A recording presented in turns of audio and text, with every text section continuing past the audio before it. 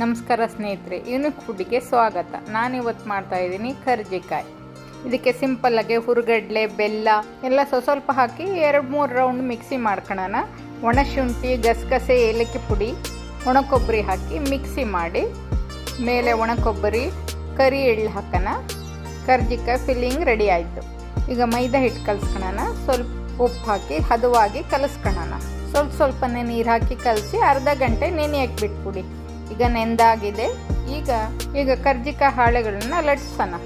ಅಕ್ಕಿ ಹಿಟ್ಟು ಹಾಕಿ ಹಾಳೆ ರೆಡಿ ಮಾಡ್ಕೋಬೇಕು, ಅವಾಗ ಕ್ರಿಸ್ಪಿಯಾಗಿ ಬರುತ್ತೆ. 10 ಕರ್ಜಿಕಾಯಿ ಹಾಳೆಗಳು ರೆಡಿ ಮಾಡ್ಕೊಂಡ್ಮೇಲೆ ಫಿಲ್ಲಿಂಗ್ ಮಾಡೋಣ. ಒಂದು ಬಟ್ಲಲ್ಲಿ ಮೈದಾ ಹಿಟ್ಟು, ನೀರು ಹಾಕಿ ಲಿಕ್ವಿಡ್ ರೆಡಿ ಮಾಡ್ಕೊಂಡು ಹಾಳೆ ಎಡ್ಜಿಗೆ ಹಚ್ಚಿಬಿಟ್ಟು ಫಿಲ್ಲಿಂಗ್ ತುಂಬಿ ಮೋಲ್ಡಿಗೆ ಹಾಕಿ ಮಾಡ್ಬೋದು. ಆದರೆ ನನಗೆ ಇದೇ ಥರ ಅಭ್ಯಾಸ. ಈ ಥರ ಮಾಡಿ ಕಟ್ಟರಲ್ಲಿ ಕಟ್ ಮಾಡಿದ್ರೆ ಚೆನ್ನಾಗಿ ಬರುತ್ತೆ. ಎಣ್ಣೆಯಲ್ಲಿ ಕರ್ಜಿಕಾಯಿ ಒಡೆಯೋದಿಲ್ಲ. ಡೀಟೇಲ್ ಆಗಿ ಬೇಕು ಅಂದರೆ ಫುಲ್ ವಿಡಿಯೋ ಮಾಡಿದ್ದೀನಿ, ಅದನ್ನು ನೋಡಿ. ಸಬ್ಸ್ಕ್ರೈಬ್ ಮಾಡಿ, ಶೇರ್ ಮಾಡಿ, ಲೈಕ್ ಮಾಡಿ. ಧನ್ಯವಾದಗಳು.